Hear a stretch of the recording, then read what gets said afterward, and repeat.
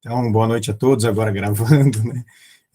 Então, a gente tem um prazer muito grande aqui hoje, nós do GEAFA, né, do Grupo de Estudos e Apoio à Adoção Família do Amor, GEAFA, temos uma satisfação muito grande de receber o Paulo Sérgio, a Maria Sueli, são dois expoentes, duas pessoas que estão a longa data nessa jornada do tema da adoção, abordando todas essas questões inerentes aos relacionamentos familiares, né?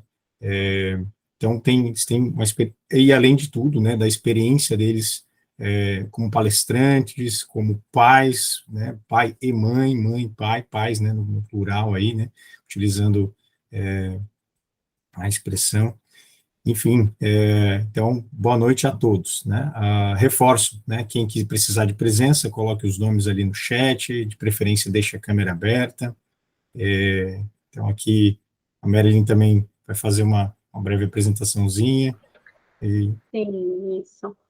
Então, vou apresentar a Maria Sueli primeiro, né? Depois vocês vão complementando, né? Como acharem melhor. Mas ela é assessora técnica em serviço social da ANGAAD, coordenadora regional e voluntária do Grupo de Apoio e Convivência Familiar e Comunitária, do projeto de Vida, Laços e Afetos. O Paulo Sérgio é engenheiro, filho e pai por adoção e presidente da ANGAAD, que é a Associação Nacional de Grupos de Apoio à Adoção, conselheiro e voluntário do projeto de Vida em Indaiatuba, São Paulo. Imagino que tem muitos outros títulos, né? Muitas outras experiências que não entram dentro desse currículo, e como o Leandro falou, né? É uma alegria imensa a gente tê-los aqui, e a gente sempre fala que essas sessões, né, essas reuniões e encontros online, eles nos permitem aproximar de pessoas que estão tão distantes geograficamente, mas que têm o mesmo propósito, que é esse olhar para a adoção, esse olhar de acolhimento, de desmistificar, né, o que às vezes é colocado em mídia sobre a adoção, e até nos próprios corações dos nossos pretendentes também estar olhando para isso e fazendo as reflexões necessárias para essa preparação, e quem já está também com a sua família constituída, de estar refletindo também. Muito obrigada mais uma vez ao casal. Leandro, é contigo. Isso, só lembrando, né, esse grupo aqui, ele é predominantemente formado por pretendentes à adoção, né, mas aqui também temos famílias já constituídas, né, em minoria, mas a maioria de pretendentes. Então, vamos passar a palavra aqui para os dois, né, não sei como eles se organizaram, quem vai falar primeiro. Então, passando a palavra para a Maria Sueli, para o Paulo Sérgio, por favor, fiquem à vontade.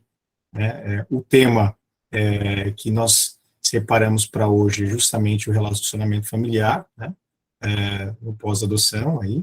É um tema bastante demandado até, Paulo Sérgio, Maria Sueli. Recentemente, o nosso grupo ali do GEAFA, que o nome chama-se Amigos do GEAFA, ele até movimentou bastante sobre esse assunto, né? O assunto os pretendentes estavam falando do pós-adoção e etc., né? Então, tem sempre muitas dúvidas, muitas curiosidades que surgem acerca do pós, né? Desse período, desses relacionamentos todos, né? Enfim, acho que aqui é um ótimo momento para a gente abordar aqui no pré-adoção os assuntos também que depois seriam importantes que todos seguissem abordando, trabalhando no pós-adoção. Eu tinha dado a palavra para a Sueli, mas ela quer que eu fale primeiro. Então, eu vou falar. Ela fala você primeiro. E ela que manda, né, Jabi? Com certeza. Bom, é um enorme prazer conversar com os grupos, conversar com vocês. Como eu falei para o Leandro, quando ele fez o convite, eu sempre abro um espaço, apesar da correria. Hoje, o domingo é o dia de relacionamento familiar, né? Estou com os netos aqui, mas eles estão tranquilos, com os meus filhos aqui também. E estar com vocês é um prazer muito grande, justamente para trocar experiências. Isso tudo que o Leandro colocou, vocês podem cortar boa parte, mas, na verdade, nós somos mais pessoas que se dedicam à causa da adoção, sim. Nós temos uma dedicação bastante importante nisso, porque acreditamos, vindo da nossa experiência pessoal, familiar, e a experiência pessoal e familiar que se transformou também num projeto social. No sentido de que entendemos ao longo da história da infância do nosso país, onde a adoção se conecta, né? Nós, grupos de apoio à adoção, fazemos parte. Transformamos e estamos transformando a história do nosso país. Tenham a certeza disso. Este polo de discussão da comunidade aí de São José, e eu entendo que atinge também toda a região, né? Sem dúvida alguma, um espaço comunitário de trocas, de experiências, de fortalecimento na proposta, fundamentais para que a sociedade possa encarar esse desafio de forma mais fortalecida, né? De forma mais consistente e mais consciente, principalmente. Eu sempre gosto do bate-papo interativo, então vocês vão interrompendo a qualquer momento, porque não se trata de palestra, né? É mais um bate-papo mesmo, então, por favor, vocês vão interrompendo e nós vamos trocando uma ideia. Quem quiser colocar no chat alguma pergunta, ou quiser levantar a mãozinha, ou abrir o microfone, a gente vai administrando aqui. Acho que é a melhor forma, né? Sim. Bom, Sueli e eu, casados, uma família numerosa, onde temos experiência de adoção também na família extensa. Eu tenho o privilégio de ter sido o primeiro adotivo de uma família extensa ou global, com 132 pessoas. Dessas 132 pessoas, 46 vieram pela adoção. Então, temos uma experiência também ampliada, além da família nuclear, uma experiência ampliada de família. E quando se fala no relacionamento pós-adoção, essa experiência ampliada foi fundamental para que os nossos filhos, os nossos sobrinhos, se interagissem de forma muito legal, muito bacana, porque, e aí tem os biológicos, tem os adotivos, tem a família toda, né? Vamos fazer aí um encontro no próximo sábado, estamos todos ansiosos, porque desde 2018 não reunimos toda a família. Então, no próximo sábado, dia 10, tem uma filha que está vindo do exterior, trazendo a minha netinha para todos conhecerem. Então, nós vamos estar todos reunidos. Por que eu digo isso? Porque é de fundamental importância quando a gente percebe o crescimento dos filhos, dos sobrinhos, os netos chegando, né? Já estão chegando os netos dos nossos filhos também por adoção, então são histórias que se reescrevem de forma muito interessante, e a gente pode falar sobre isso. O tema que o Leandro propôs, que o grupo propôs, é extremamente complexo e amplo, né? Mas eu gostaria de fixar algumas coisas importantes que faz parte do nosso dia a dia. A primeira delas, uma que parece mais ou menos óbvio, né? Que o relacionamento pós-adoção depende do pré, né? Parece até meio óbvio essa questão, mas é fundamentalmente consistente essa afirmação. Por quê? Porque, como a gente vinha conversando anteriormente, aqui no início, nós vivemos um tempo onde a adoção era um mito, era um tabu, não era tratado a adoção como um instituto, né? Eu vivi, a minha adoção foi uma adoção que não era tratado o filho adotivo, né? Era a pessoa que foi pega para criar, né? O filho que foi pego para criar, né? Era bem essa conotação da época.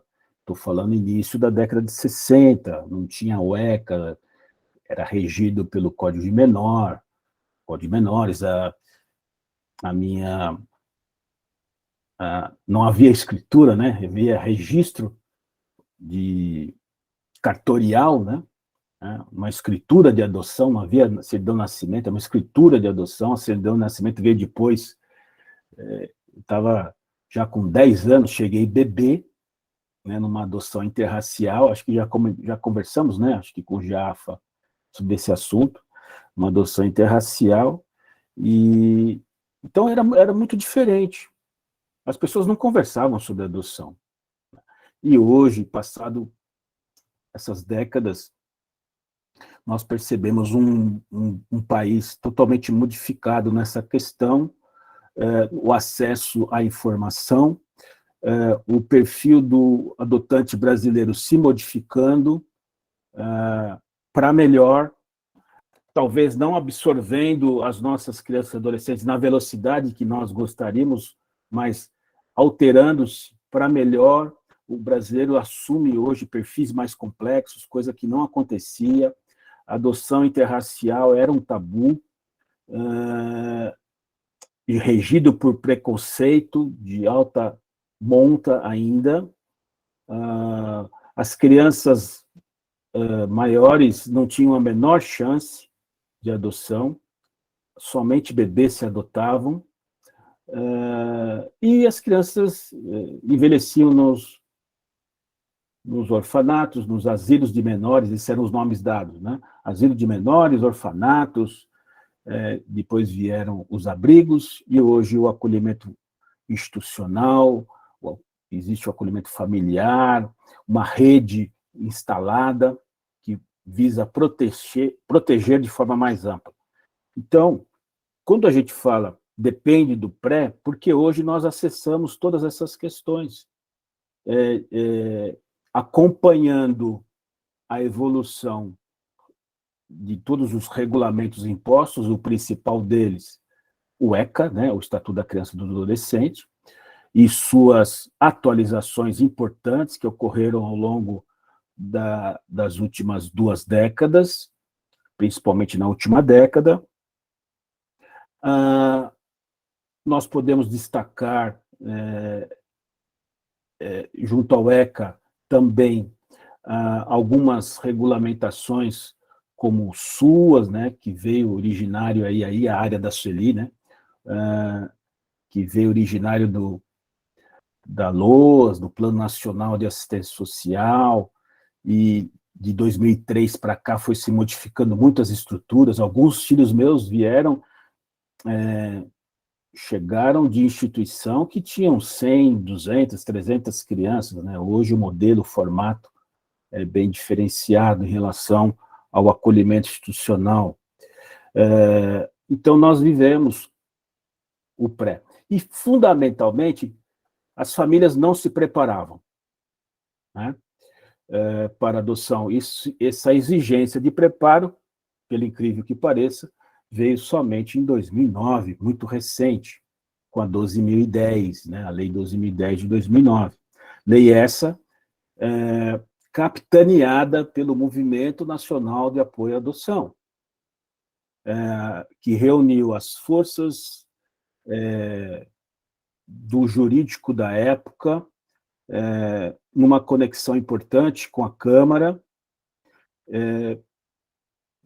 Foi elaborado um projeto de lei, onde a ANGAD, na época, eu como presidente na época também, fiz parte de uma comissão, e essa comissão estruturou esse projeto de lei, passou por diversas audiências públicas, por vários estados do país, e culminou em 2009. Isso de 2003 a 2009. O projeto ficou em tramitação por 6 anos na Câmara. Então, a partir dessas mudanças e todo esse crescimento e toda a inserção da sociedade civil com a informação da adoção, esse perfil do brasileiro foi se modificando. Os brasileiros começaram a entender que é possível, sim, criar relações de afeto com crianças vindo de outra origem biológica e se tornarem nossos filhos, nossos verdadeiros filhos. Isso num processo de construção, porque num primeiro momento isso não ocorre de imediato, é uma construção. E aí nós entramos num universo de debate daqueles mais maravilhosos, né? Porque na fase de pretensão, né, os pretendentes, existe uma série de expectativas, né? E os grupos de apoio à adoção justamente vêm trazer o debate, a discussão, o compartilhamento de experiências para aproximar o desejo da realidade, né? Paulo, me permite um aporte? Eu acho que é importante que vocês saibam que somente a partir de 1979 é que a adoção foi inserida no antigo Código de Menores. Por quê? Existia já a prática, né, de pessoas que pegavam crianças como seus filhos. Pegavam bebês, registravam como seus filhos. E nessa atitude, o segredo permeava essas relações. Então, tudo era muito escondido, né? A criança nunca ia imaginar que ela era adotiva, até que algum amigo ou parente, no momento de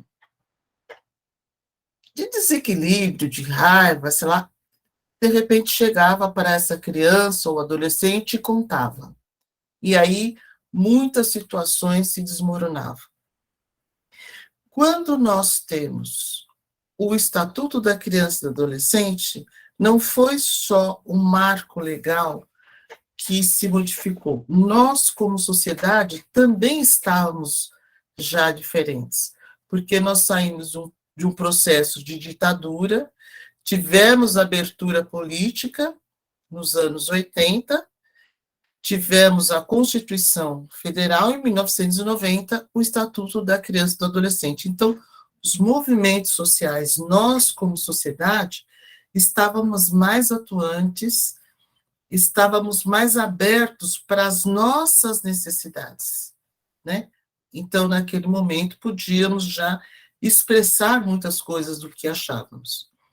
E eu vejo que foi e é extremamente importante o Estatuto da Criança, porque a partir dali, as pessoas que estavam interessadas em adotar iam para as varas da infância, que era, naquele momento, muito difícil. Hoje, nós temos acesso aos técnicos do judiciário. Mas, na década de 90, no início, nós tínhamos medo de adentrar ao fórum, né? Subir aquelas escadas, então era obrigado até você estar com uma roupa social, ninguém podia entrar no fórum de uma forma esportiva, era uma coisa assim, que dava medo, amedrontava, né? Você falar com o juiz, falar com o promotor, era uma coisa que acelerava o coração. Mas, a partir deste momento, muitos casais tiveram que ir para os fóruns, porque precisavam legalizar as situações. E aí, com o novo estatuto, porque o ECA era novo, e a compreensão também do Poder Judiciário em cima dessa nova lei era nova, nos possibilitou, como sociedade, o acesso à leitura, a informação. E desta forma é que foram nascendo os grupos de apoio à adoção, porque nós precisávamos entender aquela lei, o que ela pedia, o que ela exigia. Então, eu vejo que a grande mudança social foi que, a partir dali, as famílias foram assumindo claramente a adoção. Os seus filhos precisando viver os processos de uma forma mais consciente. E nesse trajeto foi se mudando também a percepção de que não era mais uma criança para uma família, mas eram famílias que estavam dispostas a adotar crianças. E isso passou a não ser mais velado, passou a ser comentado, passou a ser um motivo de satisfação, de alegria, de prazer. Então, todo aquele movimento que antes era escondido, né, que as pessoas viviam amedrontadas, nós rompemos esse segredo e mudamos a nossa postura diante da sociedade, buscando os desafios e os enfrentamentos que toda família adotiva vive hoje, mas bem menos do que era no passado. Então, eu só achei importante vocês compreenderem a transição do início dos anos 80 para trás, para trás dos anos 80, né? E dos anos 90 para cá. Então, todo um movimento foi crescendo a partir de 79, quando a adoção entra no Código de Menores. Então, o marco também extremamente importante, porque propiciou entrar no Estatuto da Criança e do Adolescente a adoção de uma forma mais ampliada, mais aberta, como resultado também dos movimentos sociais. Perfeito. Viu como ela manja do negócio, gente? Não é brincadeira, não. O negócio é pegado. Não, gente, eu só venho na rabeira. Isso que a gente vai conversando, vai trocando com vocês, também é resultado dessa vivência dentro dos grupos de apoio. Porque nós estávamos em São Paulo, organizamos o primeiro grupo de apoio, e como que era chegar no grupo de apoio? Não existia, eram poucas pessoas. Então, quando a gente precisava ir na vara da infância, nós precisávamos saber o que nós queríamos e o que nós falávamos, para que nós pudéssemos ser respeitados. Então, não adianta você chegar lá e falar, olha, eu quero saber o que é adoção. Não, você já tinha que ter uma ideia. Então, o movimento de adoção nos fez estudar, buscar conhecimento, ir nos aperfeiçoando, e é isso que os grupos hoje trazem, esse respeito, né, diante das varas de infância, porque essa construção foi o que nos foi exigido lá atrás. Nós precisamos saber, nós precisamos nos aprofundar. E a partir desse movimento é que nós conseguimos, como o Paulo falou, interferir no Estatuto da Criança e do Adolescente, que em 2009 teve uma abertura maior por conta da adoção, mas exatamente por conta dos nossos esforços dos pretendentes e dos pais adotivos. Então, não é que a gente sabe porque a gente sabe porque também foi obrigada a aprender para trazer para as outras pessoas um conhecimento e dizer para vocês, olha, vocês precisam ler o Estatuto, vocês têm que saber, porque quando vocês forem conversar, vocês não podem ser enrolados, vocês têm que saber exatamente os seus direitos. E se nós não conhecemos os nossos direitos e não assumirmos os nossos direitos, nós perdemos. Então, a gente vê que, ao longo da história, ter direito, né, é um esforço de muitas pessoas. Então, nós que depois vamos caminhando e pegando, né, o bonde que já está andando, parece fácil, Mas na hora que você pega para dirigir, você vê que você não sabe muito, aí você tem que buscar o manual de instrução. Então, é assim que a gente fica sabendo. Então, dentro dessa análise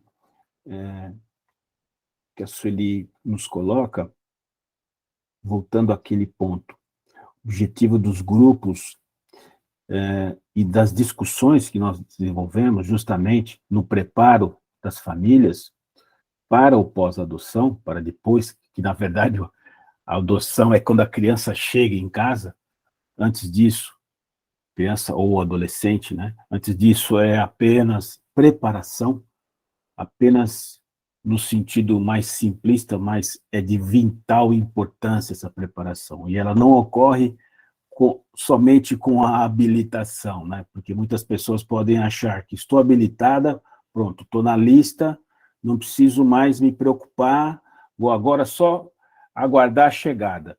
Não, não é assim. Temos que aproveitar todo o tempo para o nosso preparo, né? Para o nosso amadurecimento nessa nova relação que está se construindo, está se formando. Então, é preparar e adaptar o desejo à realidade, né? Se antes nós tínhamos o desejo de ter um bebê, e ainda temos, e essa fila é mais extensa, eu vou ter que me preparar, né? Nesse período um pouco mais prolongado, porque é a incidência que se mantém até hoje dos números estatísticos de preferência por adoção. Se porventura eu trabalhei a alteração no meu perfil ao longo dessa preparação, eu também vou precisar, mais do que nunca, compartilhar experiências, compartilhar informações, receber informações, interagir com essas informações, para também estar preparado para as mais diversas fases etárias da criança e do adolescente que vai chegar na minha família. Então, de fundamental importância, essa transformação, e isso que acontece no Brasil, não tem, em lugar algum do mundo, uma mobilização, um movimento social de tamanho impacto numa temática específica, onde mais de 200 grupos espalhados pelo país discutem essa questão em todas as regiões do país, se preparam, se adaptam, como diz o nosso estatuto, né, da ANGAD, se preparam por uma adoção consciente, né, segura e para sempre. Paulo, você falou a palavra certa, consciência, né? Porque a gente percebe que muitas pessoas, quando pensam em adotar só bebês, elas acham que não precisam de preparo. Então, dentro dessa consciência que o Estatuto da Criança trouxe e o Movimento Nacional de Apoio à Adoção e os grupos de apoio à adoção, porque o que é o movimento de apoio à adoção? É o nosso movimento como sociedade. Eu, aonde estou, eu exerço uma influência. Eu trago conhecimento para várias pessoas. A minha postura como pessoa, como mãe, como tia, diz muito para outras pessoas. Então, nós, o movimento, somos nós, pessoas que estamos dentro do desejo de sermos pais adotivos e daqueles que já vivem adoção. Então, todos nós fazemos parte desse movimento e vocês estão incluídos. Então, eu, como pretendente à adoção, eu quero um bebê, eu preciso me preparar? Claro que precisa, porque eu não posso esquecer que eu vou assumir uma criança que foi gerado por outra pessoa. Essa é uma realidade que não dá para se apagar. Eu não posso passar uma borracha no início da vida dessa criança e fingir que ela não existe. Porque essa criança foi gerada por por outras pessoas, foi gestada em condições diferentes da que eu vivo, tanto social, como psicológica, como emocional, e essa criança traz impregnado em si tudo o que essa mulher viveu, tudo o que essa mãe viveu, todos os impactos positivos e negativos, sensações, desejos, e a criança já nasce impregnada com tudo isso. Não dá para apagar. Tanto que hoje se pede para que as mães que vão doar os seus bebês escrevam bilhetes, ou que elas possam entregar uma camiseta, qualquer utensílio, para que essa criança saiba. Então, nós, como pretendentes, precisamos nos preparar para receber essa criança recém-nascida ou maior com a consciência de que eu não pude gerar por vários motivos, preciso também me reorganizar emocional e psicologicamente com toda essa situação e assumir o meu desejo de ser pai ou mãe por adoção. E levar adiante essa consciência, porque esse fato nós também precisaremos transferir essa consciência para os nossos filhos, para que eles assumam que eles foram gerados por outras pessoas, mas isso não os diferencia de ninguém. Então, essa consciência, desculpa, Paulo, que nós levamos e construímos no decorrer desses anos, é um dos maiores objetivos dos grupos de apoio à adoção, que também surgiu por conta do movimento de mães e pais adotivos, pela necessidade de trocarmos experiências. Então, gente, para adotar bebê também precisa se preparar. Sueli, deixa eu só te fazer uma perguntinha para fazer uma provocação, assim, até com relação aos pretendentes também. Quando você falou ali, né, da borracha que apaga a história da criança, a história inicial, como mãe, né, e como envolvida no meio da adoção já há tanto tempo, quais são as consequências que tu achas que tem quando o adulto tem essa ideia, né, de apagar a história pregressa da criança? Olha, se nós formos ver, é uma atitude muito arrogante nossa, né, como adultos, de querer apagar uma história que foi escrita com vidas. E se a pessoa inicia essa história com a criança, que ela quer que se torne seu filho, ela já começa mentindo, omitindo informações. Então, como será a relação dessa pessoa com essa criança? A mentira vai permear todas as relações, e aí quando o filho, né, tá maiorzinho, você fala, não mente para mim, tudo o que acontecer com você, eu quero que você me conte, porque é importante. Então, se eu inicio um relacionamento com mentira, como é que eu vou poder depois exigir que esse filho me fale a verdade? Então, eu acho que essa atitude de assumirmos a realidade, ela é a base de tudo. Porque a gente percebe e sabe que nenhuma relação dá certo em cima de informações falsas, né? Vamos dizer assim. Então, nós temos que assumir, e a postura de assumir, né? A gente pode dizer, eu preciso ter coragem para assumir? Sim, precisa, porque a gente sabe que não é fácil.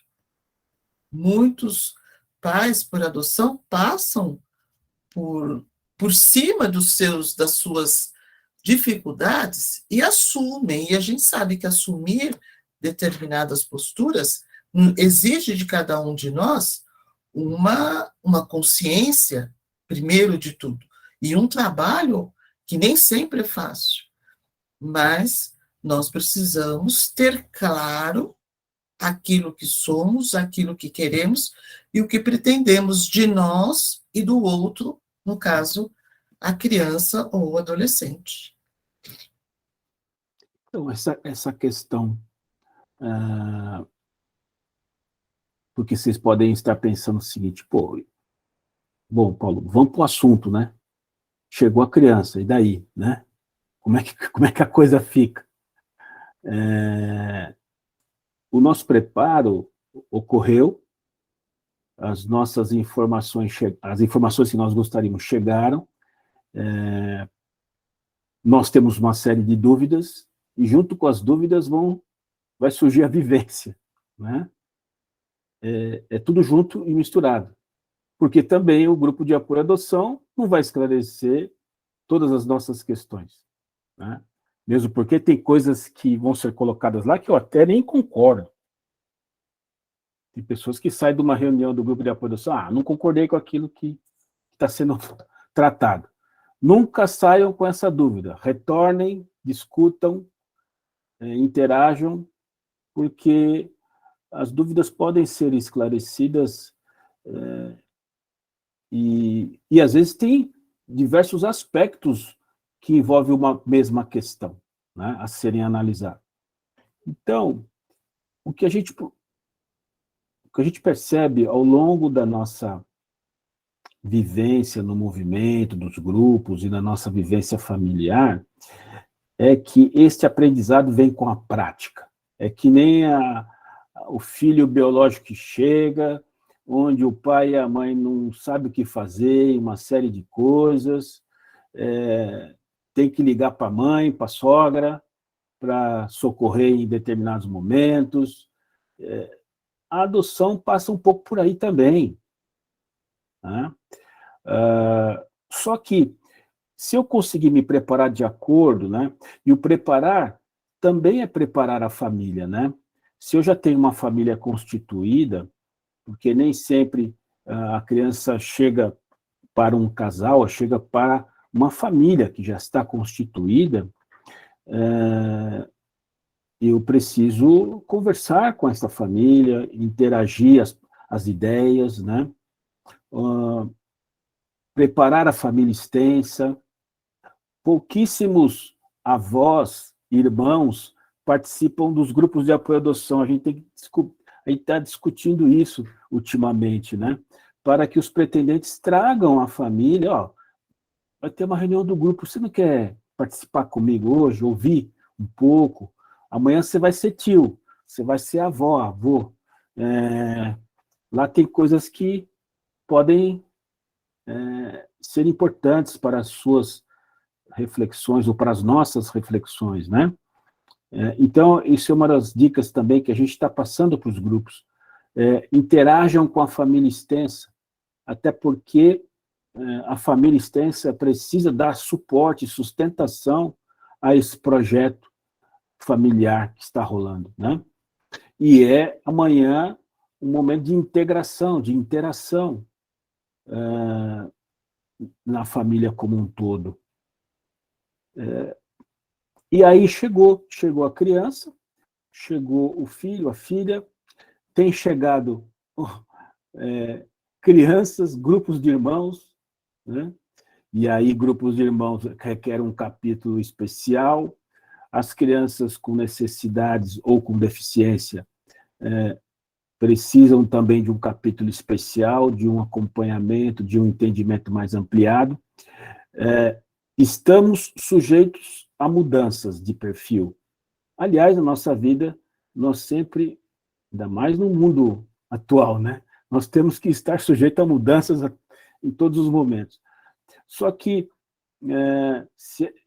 é de fundamental importância que essas mudanças de perfil ocorram de forma bem consciente, bem preparada. Não pode ser a mudança de perfil para atender uma expectativa, uma ansiedade não atendida. Porque lá na frente vai colidir com uma série de questões.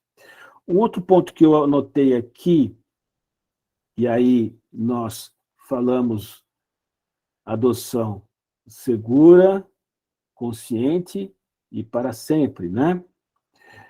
Quando a gente fala para sempre, é um pouco utópico, né? Porque nós não temos os nossos filhos para sempre, né? Nós não temos as coisas para sempre na nossa vida. Nem sempre nós temos as coisas para sempre na nossa vida.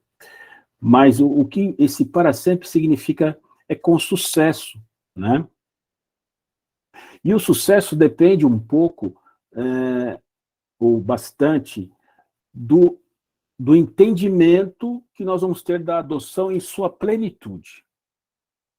Porque nós temos a tendência de buscar o entendimento àquilo que nos satisfaz. Não é verdade? Então, satisfez aquilo que eu penso, eu concordo, eu entendo, eu acompanho. Não houve essa satisfação, eu vou criar barreiras, na maioria das vezes. Então, quando a gente percebe que as famílias estão nesse processo de ansiedade, não aguento mais ficar na fila, meu filho nunca chega, não me dão notícia,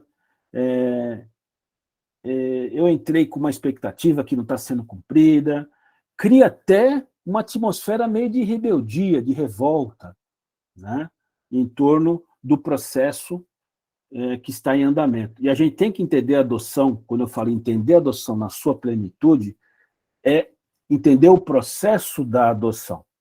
É o que ocorre na questão processual jurídica, e aí está o Leandro para dar o suporte lá no grupo, resolver todas as dúvidas dos pretendentes e toda a equipe jurídica, entender os processos de transformação psicológica, emocional que está ocorrendo neste desafio, envolvendo particularmente o relacionamento do casal. Às vezes nós nos deparamos lá no grupo, que é o marido que está querendo e a mulher não está muito afim, está na dúvida, mas para satisfazer, ou o inverso, né? Então, um companheiro ou outro está com um desejo diferenciado. Então, existe um processo psicológico, emocional, que está rolando aí de transformação nesse relacionamento conjugal, familiar. Então, por isso que eu gosto do termo processo, porque a adoção é por vários aspectos. Existe um processo socioeconômico que está sendo transformado naquele núcleo. Tem que se preparar adequadamente, aí, né, vai mudar a dinâmica econômica da família, vai mudar a dinâmica do aproveitamento do tempo, né? Eu tinha mais tempo para curtir, não vou ter tanto mais tempo, vou curtir de outra forma, vou precisar pedir um aumento lá para o chefe, porque não vai dar, né? Puxa, perdi o emprego. E agora, como é que fica o meu processo de adoção? Rola de tudo, né? Rola de tudo. Então, rola de tudo e a criança chega. Para vocês terem uma ideia, há muito pouco tempo atrás, a revelação era um tema que tinha que fazer parte como o número 1 dos estudos e das discussões dos grupos de apoio à adoção, porque a boa parte da cultura do brasileiro entendia que não era necessário revelar a adoção para os filhos, né? Até porque muitos buscavam o filho na característica fenotípica que pudesse se assemelhar à família, né? Santa Catarina ficou estigmatizada no passado por ter uma grande afluência de casais brancos em busca de bebês brancos, né? Ficou muito caracterizado. Existiam grupos em algumas regiões que direcionavam, que na época não tinha o cadastro nacional, e direcionavam os processos todos para os fóruns, para a maioria dos fóruns de Santa Catarina, porque a criança branca era a preferida, né? E no contexto histórico, isso foi se trabalhando, né? De forma a entender que o nosso país é um país colorido, né? E que, aproximando o desejo da realidade, o maior contingente de crianças aptas a serem adotadas são afrodescendentes, né? Então, tem que se entender a adoção interracial de forma mais ampla, né? Mais inclusiva. A criança chegou. Aí a criança chegou, ou o adolescente chegou, ou o grupo de irmãos chegaram, né? E transformam a dinâmica familiar. Transformam por completo, né? Então, o grande debate, quando se fala no pós-adoção, é como encarar, como o brasileiro está encarando perfis mais complexos, como encarar isso de forma a entender todas as particularidades. Num passado recente também, as pessoas adotavam e sumiam do grupo de apoio à adoção. Ainda ocorre isso num percentual razoável. Só que, com essa mudança do perfil do adotante brasileiro, que está ocorrendo, está se entendendo que eu preciso fincar o pé no grupo de apoio à adoção, porque lá eu vou resolver algumas questões, algumas dúvidas, eu vou interagir, eu vou trocar ideia. E lá no grupo eu vou descobrir que não sou só eu que passo os perrengues. Todo mundo está no mesmo barco, né? Porque existe uma questão basilar. O respeito ao histórico desta criança e à sua família de origem. E quando a Sueli comentou daquela borracha e daquele apagador que a gente quer passar, muitos de nós tínhamos ou temos ainda essa concepção. Agora ele chegou na minha casa, os problemas deles está resolvido. Ele aqui vai receber o afeto que ele precisa, todas as dores se acalmarão, tudo vai ser um mar de felicidade. Aproximando da realidade, só que não, né? Só que não. A realidade é um pouco diferente disso. Essa criança, mesmo que bebê, o que é mais raro hoje para o perfil brasileiro, ela traz traumas, não só os traumas na rejeição de sua gestação, mas principalmente os traumas de rompimentos de vínculos.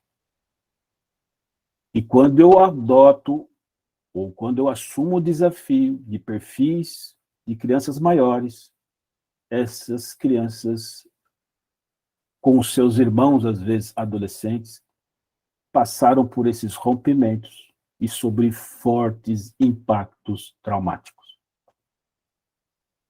Então, o relacionamento vai depender deste entendimento ampliado de como trabalhar estas dores, como trabalhar os traumas dos nossos filhos.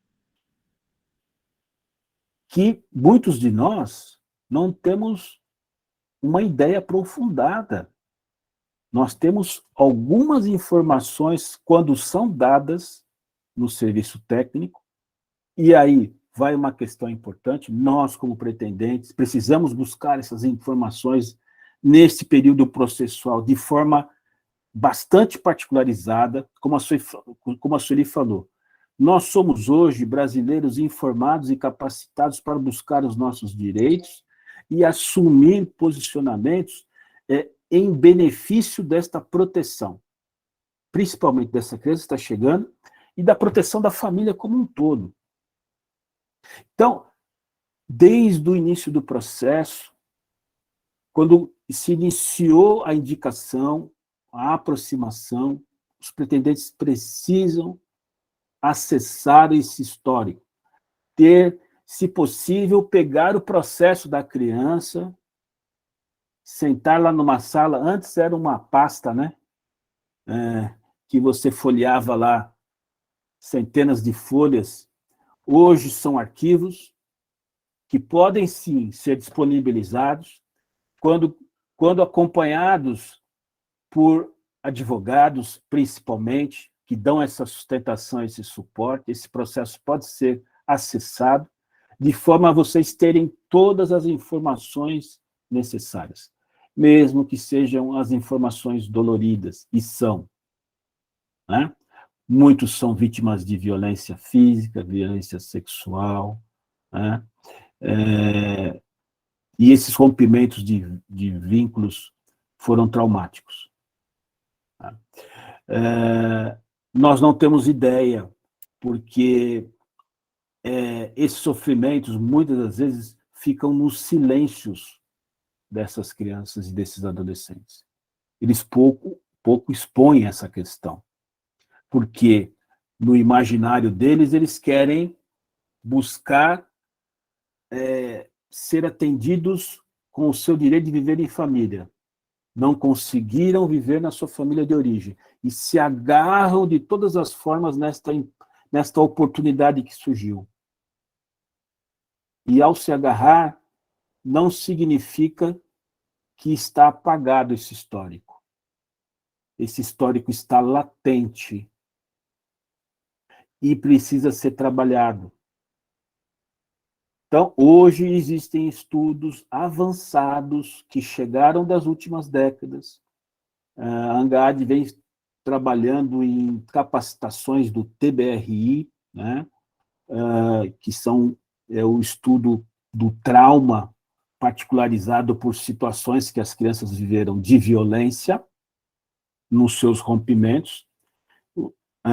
Os Estados Unidos têm demonstrado aí relatórios importantíssimos mostrando as alterações neurológicas, processos de transtorno que se desenvolvem por conta desses traumas de rompimento de vínculos.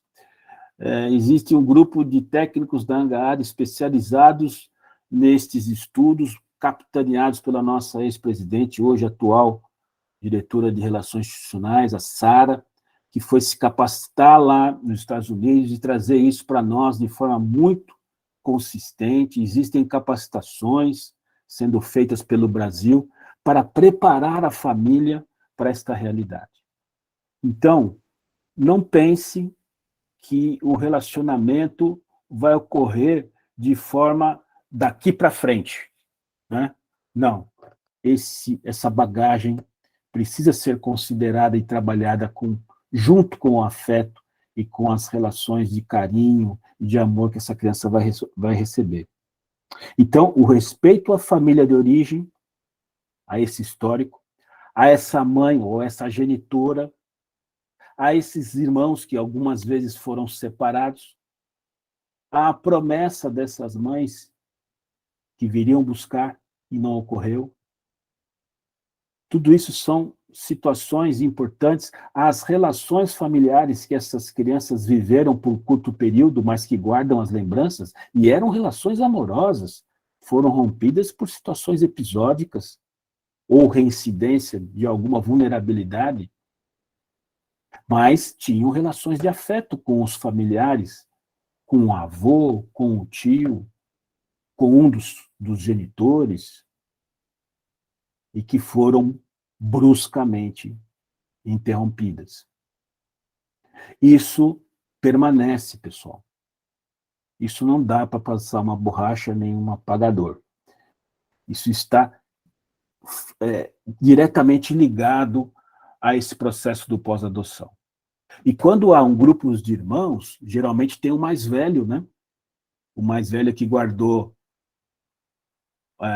impactos maiores, principalmente o impacto de proteger os menores, então ele vai precisar ter uma atenção muito mais adequada, muito mais particularizada. Cada um dos irmãos reage diferente. A questão de grupos de irmãos que convivem proximamente também são aberturas que o grupo de apoio à adoção pode desenvolver para alcançar êxito na colocação de grupos mais extensos, né? Então, grupos de apoio à adoção criam famílias amigas que adotam grupos de irmãos e que vão conviver, ou que deveriam se comprometer a conviver com uma certa proximidade, até que os traumas se aliviem, até que as situações se encaminhem, até que essa criança se torne um adolescente mais seguro emocionalmente, até que esse adolescente se torne um adulto mais seguro, né, de todas essas situações. Então, oi. Temos duas perguntinhas aqui no chat, quem sabe a gente possa fazer agora, pode ser? Responder? Claro, por favor, é para interagir. Tá, ok. A Janaína colocou, tem algo que me deixa curiosa, porque tenho a intenção de adotar crianças maiores e ou adolescentes. Pode ocorrer de eu adotar um menor em que a família de origem resida no mesmo município? Se sim, caso ela queira manter contato, como trabalhar isso? Uma pergunta muito importante. Eu não estou olhando o chat, mas eu não sei o nome de quem. É Janaína. Janaína, desculpe. Então, Janaína, isso é uma questão que está chegando no Brasil, né? Está chegando no Brasil a adoção aberta e com contato. Esse é o termo que tem sido desenvolvido. Toda coisa que está chegando, nós precisamos tomar todos os cuidados. Primeiro, que nós precisamos estar preparados para algumas questões. Nem sempre a adoção com contato vai trazer resultados de sustentação, de equilíbrio para a família. Mesmo porque, no Brasil, ainda não existe legislação para dar suporte a isso. Agora, não dá para se negar que hoje as redes sociais cumprem um papel de localização da família de origem de forma muito eficaz. Né? Muito eficaz. Não dá para se negar que muitas vezes, em um determinado etapa e ciclo da vida desta criança ou desse adolescente que está se tornando aí, se amadurecendo, ele sinta essa necessidade. Então, o contato com a família biológica não deve ser para nós, primeiro, um fantasma, né? Ele deve ser uma coisa que tem que ser tratada com muita tranquilidade, naturalidade e consciência. Por quê? Todos os estudos mostram, de técnicos, psicólogos, terapeutas, que a criança, quando cria o vínculo com a família adotiva, esse vínculo está estabelecido e não vai ser rompido, né? Se essa relação é saudável.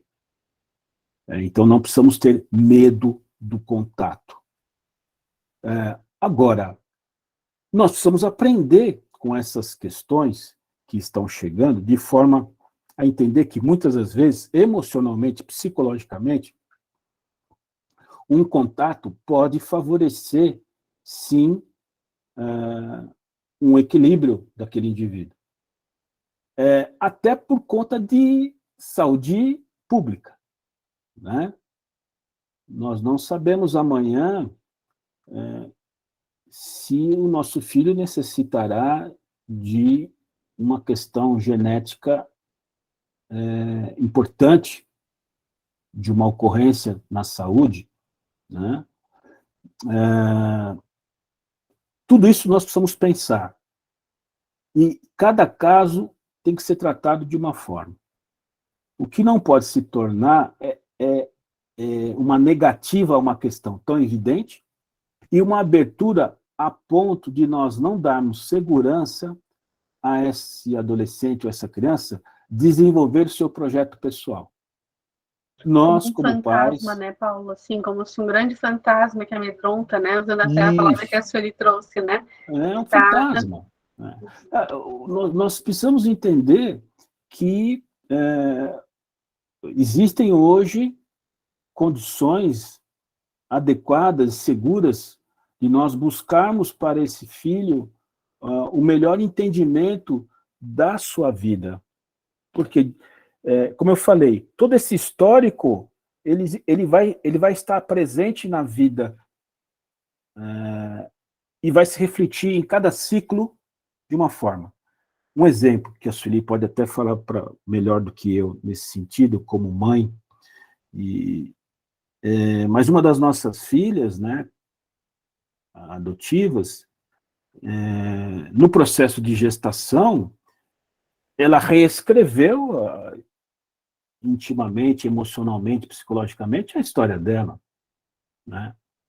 Passou a ter processos assim emocionais que precisaram ter um cuidado mais específico, porque imaginem, né?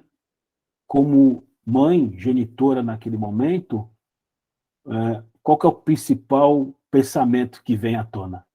O abandono, né? A rejeição. Não vou ser capaz. Então, quando percebemos isso, precisamos ter um cuidado todo especial para que ela pudesse ter a sustentação adequada. Então, em várias etapas da vida dessa pessoa, terão episódios que precisam ser trabalhados. Não há mais razão para a família adotiva ter isso como um medo ou como uma dificuldade extrema. Hoje, nós temos toda a condição de desenvolver segurança familiar, jurídica, pessoal, para dar sustentação a todo momento. Agora, as redes sociais estão aí, né? E os nossos filhos, as famílias estão mergulhadas nela. Vão haver buscas. Se eu tiver um momento de dificuldade na minha vida, eu posso, às vezes, depositar essa dificuldade sobre esse histórico e querer respostas que até hoje eu não tenho. Né? Então, a adoção aberta e com contato, ela vem vindo do exterior, chegando no Brasil, com regulamentações importantes. Né? Hoje em dia existem países, como a minha filha disse para nós, a minha filha, por coincidência, é assistente social da vara de infância no exterior. Né? Ela mora na Austrália, e na Austrália é totalmente diferente o processo lá, não existe acolhimento institucional, é muito baixo, existe uma forte escala em acolhimento familiar, mas a adoção aberta com contato na Austrália é contratual. Quando você vai adotar o seu filho, você define qual o vínculo de contato que ele vai ter com a família de origem. Não se concebe adoção sem contato. Olha o mundo que nós estamos vivendo. Na Austrália é assim, e outros países também são. Então, nós precisamos... sabe por quê? Porque nós precisamos quebrar aquele estigma, meu filho e acabou. Ninguém tasca, ninguém põe a mão. Né? Agora é meu. Não, gente. Primeiro que nem os biológicos são nossos. Pertence ao nosso Criador. Né? Nem os biológicos são nossos. Nós só orientamos, damos o suporte. Né? Então, a gente precisa ir evoluindo e entendendo esse entendimento. Estou preocupado com o horário, porque o assunto é tão amplo, né, que a gente vai estourando. Sueli, você quer colocar alguma coisa, por favor? Senão a gente abre as perguntas aí, vocês nos direcionem com o tempo aí, por favor, até as 9, né? Tá ótimo. Isso, tá ótimo. A gente tem 15 minutos, né, e tem algumas perguntas, tá ótimo. Eu acho que é concentração que está grande, inclusive. Maria Sueli levantou a mãozinha também. Eu acho que uma coisa muito importante que cada um de vocês deve perguntar e ter consciência é do que vocês vão dar conta. Né? Qual é a faixa de idade da criança que vocês se sentem em condição de acompanhar? porque cada fase da criança exige de nós uma conduta, uma postura, um acompanhamento, é completamente diferente. E a gente percebe que muitas pessoas sonham em iniciar um processo com a criança, bebê, e ir acompanhando todas as fases, mas nem sempre é possível. É possível, muitas vezes, que a gente pegue um caminho já iniciado e continue acompanhando a criança. Mas a adoção, ela vai exigir de nós, eu acho que é a coisa mais importante, é a transparência. Então, como eu disse lá no início, não devemos iniciar com nenhuma mentira, com nenhuma informação falsa. A partir daí, entender que toda criança tem personalidade. Até os bebês têm personalidade. Quando eles não querem, eles gritam, eles bravejam, em todas as faixas de idade. Então, a criança maior, ela já tem um fator positivo. Ela já expressa, ela fala, né? Ela se mostra exatamente como ela é. E o bom da criança é que ela não tem filtro, ela é autêntica. Então, nós precisamos entender o que eu quero de uma criança que, com o passar do tempo, vai se transformar em meu filho. Porque a adoção é um processo, a filiação é um processo, ela não começa de uma hora para outra. Nós vamos construindo diuturnamente uma relação com o outro, seja ele criança, seja adolescente, seja jovem, sejam nossos companheiros, as nossas companheiras, cada dia nós temos uma experiência diferente. E com a criança é a mesma coisa. Então, até que ponto eu estou aberto a uma criança que tem uma personalidade mais forte do que a minha? A uma criança que seja mais decidida do que eu? A uma criança que seja mais franca do que eu? Ou uma criança que, por medo, aprendeu a omitir informações? Até que ponto eu vou me sobrepor a essa personalidade? O que é ser pai e ser mãe? Como é o meu relacionamento com os meus pais, como foi, o que eu gostei, o que eu não gostei, o que eu vou fazer agora vivendo essa experiência? E essas são perguntas que nós temos que nos fazer constantemente para razoavelmente termos condição de viver o desafio que é a vivência familiar. Porque vocês são um desafio diário, constante. Nós somos exigidos e nós exigimos constantemente. Então, aquilo lá, o amor incondicional, ele sempre tem uma condição. Apesar de você não fazer o que eu gosto, o que eu quero, o que eu acho certo, eu gosto de você. O amor é um sentimento que nos une. Agora, que você precisa fazer determinadas coisas, precisa. Então, nós temos que separar o que é amar, que é você gostar daquela pessoa, é você respeitar, é você compreender, buscar entender e concordar com as reações dela. Eu posso amar muito meu filho, mas eu não concordo que ele faça coisas que eu desaprovo. É simples. O sentimento continua existindo. Por isso que é incondicional. Apesar de, eu continuo gostando. Né? Então, nós temos, eu acho que a primeira coisa é essa, saber do que nós vamos dar conta. E entender, dentro do processo legal, né, jurídico, o que aconteceu com aquela criança, com aquele adolescente, ou com um grupo de irmãos. Hoje, nós podemos chegar na vara de infância e ler o processo, ter todas as informações, buscar compreender as vivências, temos. Então, precisamos utilizar dessas informações para saber se nós vamos dar conta de viver com uma criança que teve experiências que nós nunca imaginávamos que alguém pudesse ter vivido.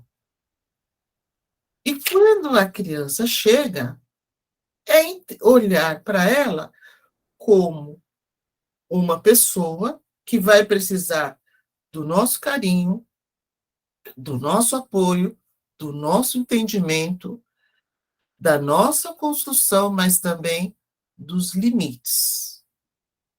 Então, eu, como pai, como mãe, vou ter, sim, que colocar limite nos meus filhos. Vou ter que dizer para a criança, isso pode, isso não pode.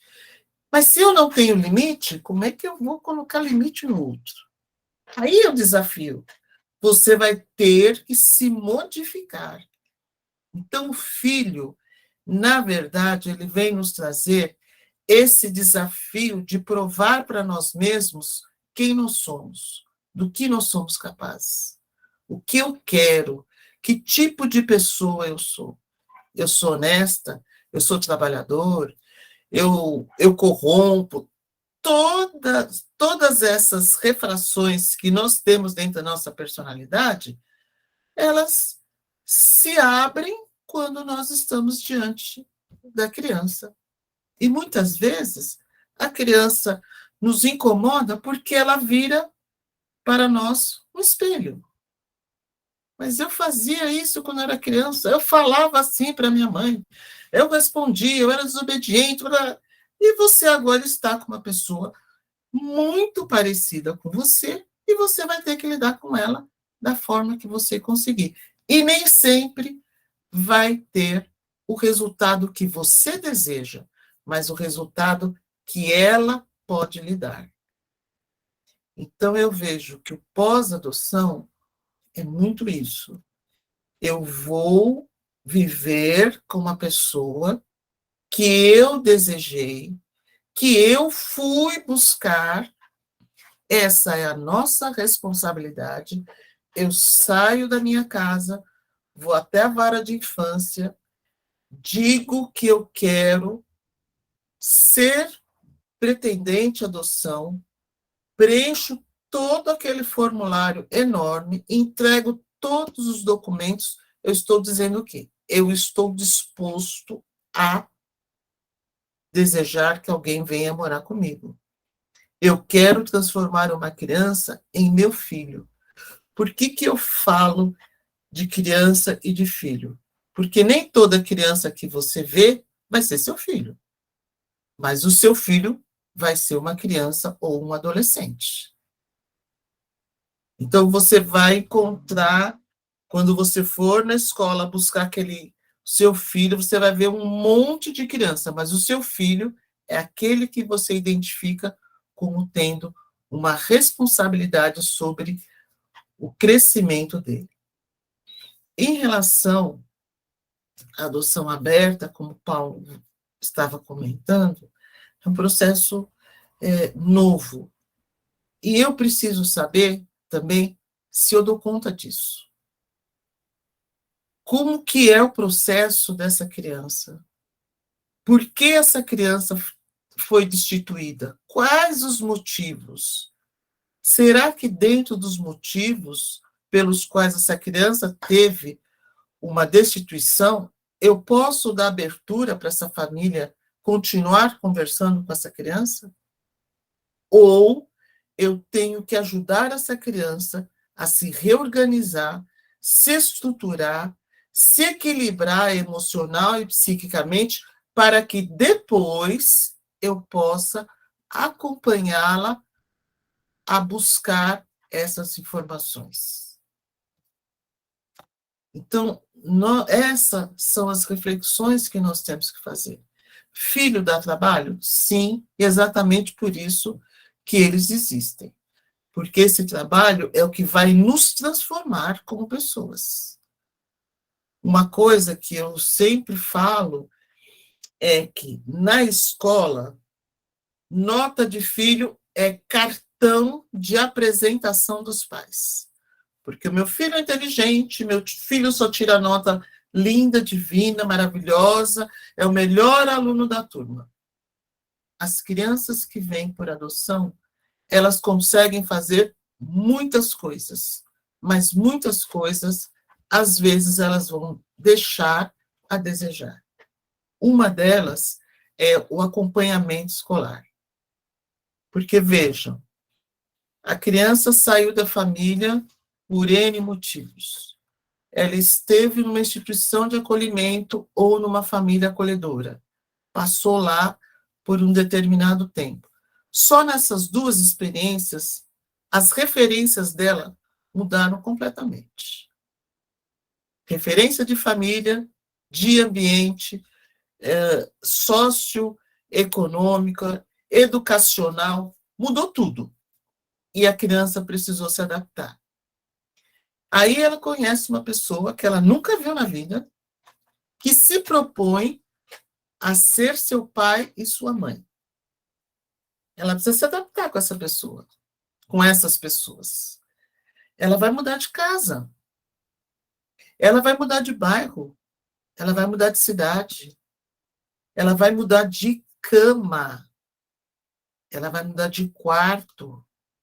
Os hábitos dessa família são completamente diferentes dos hábitos que ela viveu na família acolhedora, na instituição e na família biológica. Então, se nós formos ver, é muita adaptação para um ser que está em desenvolvimento. Não dá para dar conta de tudo. Quando nós mudamos de casa, até você se adaptar a outra casa, arrumar tudo, né? Vamos dar um mês aí para você conseguir arrumar sua casa, onde você vai achar tudo que você guardou, né? Desde o sofá até a linha e agulha. É bastante coisa, hein? Então, um mês depois, você já está adaptado. Aí você também tem que se adaptar instantaneamente ao trânsito que leva da sua casa até o serviço. Isso porque você morava num outro bairro e o trajeto era outro. Você tem que se adaptar ao supermercado, à feira, a tudo. Então, como que nós vamos render 100%, nós adultos, numa simples mudança de casa? Nós que já temos referências prontas, e a criança ainda não. Então, a criança vai mudar de família, vai mudar de casa, vai mudar de bairro, vai mudar de escola, de costumes, exigências, e como é que ela vai dar conta do aprendizado, que parece que não, mas exige muito. É você ficar sentada, é você receber informação, passar para o papel, guardar na cabeça. É complexo isso. Então, muitas crianças não conseguem acompanhar. A criança que não conseguir, tenham paciência. Elas estão numa outra adaptação. Na adaptação com vocês, com a família extensa, com o culto religioso que ela frequenta, com o clube, com o bairro. Ela precisa de tempo, como nós também precisamos. Ela vai conseguir. Às vezes vai precisar de ajuda? Vai. Mas nós também muitas vezes precisamos de ajuda. Então, tenham paciência. Vocês vão ter que renunciar muitas vezes àquilo que vocês querem? Vão. Em benefício do outro, vocês vão. E vão conseguir. Mas uma coisa extremamente importante é estar no grupo de apoio, se apoiando nas outras pessoas, dividindo as suas angústias, as suas dúvidas, as suas dores. Porque é para isso que o grupo serve. E apoiados, vocês vão sair fortalecidos. Com todas as respostas, não, mas com algumas. pelo menos com o coração aliviados e fortificados, e que quando vocês olharem para a criança, vocês vão falar, eu vou dar conta. Porque eu desejo dar conta. Esta é a minha proposta de vida. E a criança percebendo isso em vocês, o carinho, a atenção, o esforço, elas vão se sentir seguras para caminhar com vocês. E o resultado, a gente só tem lá na frente. Depois que a gente viveu. Antes, já estouramos o tempo aí. Não dá. Desculpe, gente. Só queria fazer um complementinho bem rápido. Dividir também as conquistas, né? Que são muitas. Não só dividir as dificuldades, mas dividir as conquistas. E é muito legal dividir as conquistas, porque neste enfrentamento, neste processo todo, aquilo que nós imaginávamos que não daríamos conta, nós demos conta, o processo aconteceu de forma positiva, essa criança se torna um adolescente saudável, construindo o seu projeto pessoal de forma equilibrada, mesmo porque a maior parte das adoções são constituídas de sucesso, né? E o que é sucesso para nós, né? O que é ser sucesso? Então, isso também é tudo muito relativo. Só para dizer também, Leandro, que nós não conseguimos falar 10% desse assunto, né? É um assunto muito amplo. Eu poderia relacionar aqui para você todo o nosso histórico de experiência familiar com os nossos filhos, né? E aí seria um outro capítulo, né, para vocês entenderem. Nós temos filhos com diversas características, né, chegaram de diversas formas, temos adoção interracial, né, temos filhos brancos, né, é muito legal isso, né, porque é mais difícil, né, a adoção interracial sempre ocorre da família branca adotando negros, e nós temos o inverso. Então, essa adoção interracial para nós também tem uma outra característica. Tivemos adoções de crianças com necessidade de saúde, enfim. Então, teríamos muitas experiências para compartilhar. Mas o que a gente quis passar para vocês é justamente um processo onde é possível, sim, buscar essa realidade, porque essa realidade não pertence só a filhos por adoção. Isso, eu queria finalizar por isso. Essa realidade é a realidade da família. Filhos biológicos fazem parte. Filhos biológicos têm as mesmas situações, dificuldades. A gente precisa tomar um cuidado muito grande de não estigmatizar o filho adotivo como um problema, né? O filho adotivo é filho no sentido de que ele vai receber, na sua particularidade de ter vindo pelas vias da adoção, cuidados mais específicos, única e exclusivamente isso. Mesmo porque a sua interação com os filhos biológicos, com as famílias, tem que ocorrer de forma natural e não de forma estigmatizada. Que fique muito claro isso para todos nós. Aqui nós estamos discutindo as particularidades de um processo adotivo, mas muito do que aqui falamos fazem parte de um contexto familiar geral. Nos colocamos à disposição para vir num outro momento, para falar aí dessas experiências do dia a dia, do ponto a ponto, e tivemos que ficar mais no geral, devido ao tempo, para também não cansá-los. Obrigado pela oportunidade aí. Paulo Sérgio e Maria Sueli, olha, sensacional a contribuição de vocês, a exposição de vocês. Apesar de estarmos virtuais, parece que eu senti o silêncio da concentração né, de todos nas falas de vocês, porque dá para ver os olhinhos quando estão concentrados aqui, né? Então, pelos olhos, pela postura de todos, dá para perceber isso. Então, assim, eu, inclusive, cheguei a me emocionar com algumas falas da Maria Sueli, anotei aqui algumas informações. Estou bastante feliz com essa contribuição. Eu iria fazer justamente esse convite, né, para que vocês pudessem retornar aqui nos nossos grupos aqui do GEAFA, do WhatsApp, do grupo do GEAFA propriamente, né? A gente já estava comentando aqui, sensacional, uma aula, maravilhoso, a gente precisa trazê-los novamente, então, assim, e aqui estão, né, no chat aqui, as outras contribuições dos que acompanharam, né? Então, a gente fica muito feliz mesmo.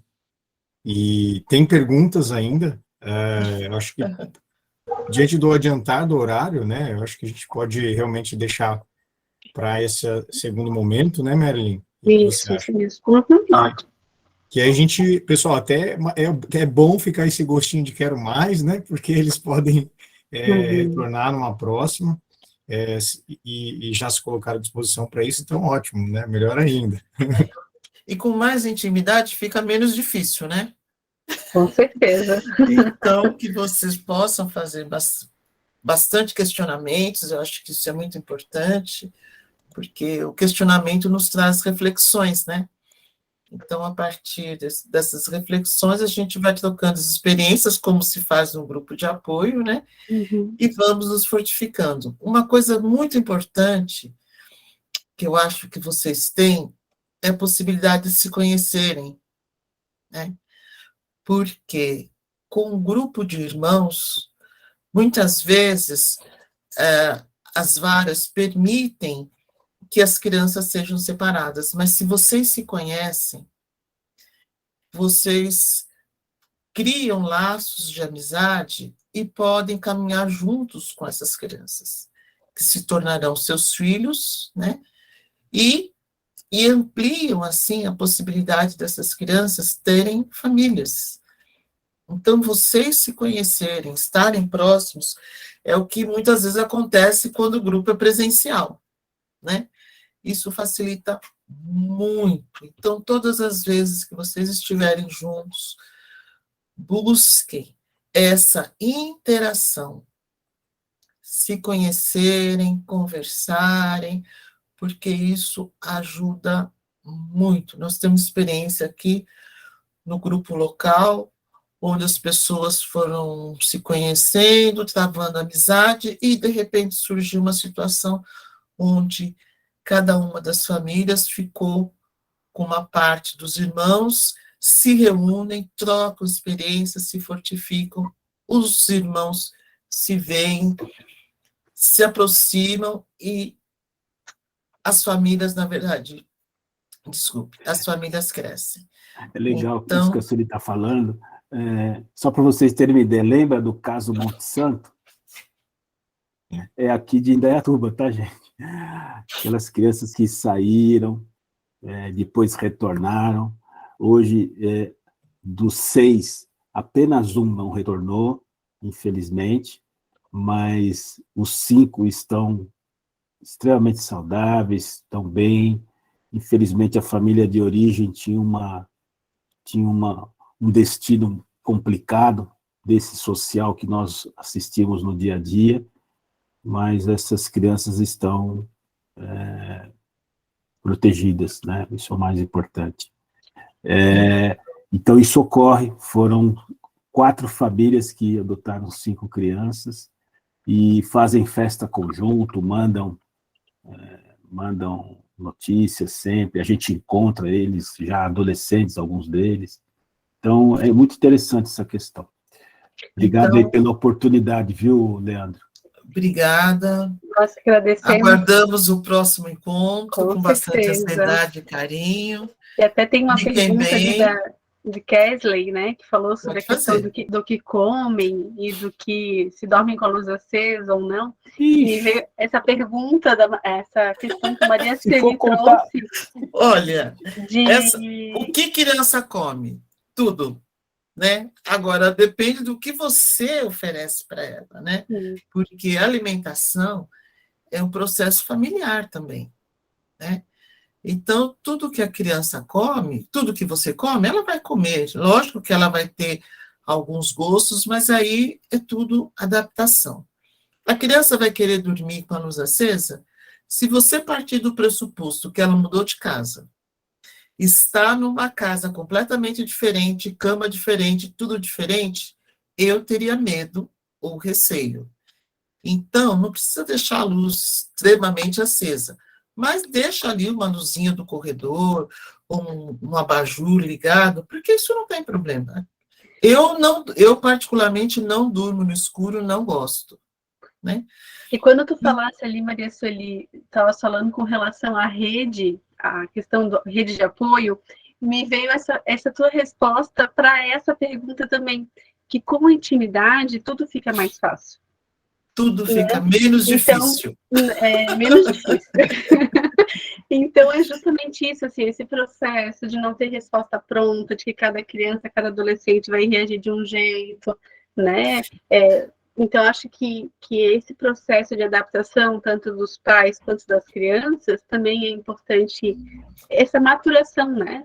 Esse tempo. E nós, adultos, termos esse entendimento e nos colocarmos no lugar da criança. Eu acho que isso é muito importante. Então, quando você vê uma situação dessa, se coloca no lugar de criança, volta no seu passado e fala, como que eu me sentiria? Se eu tivesse numa outra casa, numa outra situação, como seria para mim? O que ela está me pedindo é justo? Então, por que não fazer? Né? E fazer com entendimento, com carinho, até que ela supere. Uma questão que eu gostaria de colocar, não quero estender demais, por favor,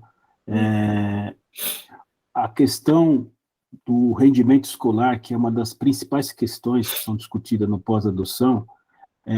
O nosso grupo aqui local, Projeto de Vida, criou uma equipe de psicopedagogos, né, que estão dando atendimento às famílias que adotaram no pós-adoção para essa questão do rendimento escolar, adaptação no período de pós-adoção, né, nesse estágio, né, de adaptação, com resultados maravilhosos. Há que se ter na pedagogia um entendimento diferenciado para com essas crianças, porque eles não podem ser discriminados mais do que já foram em sua trajetória em relação aos déficits que trazem naturais, como a Sueli colocou.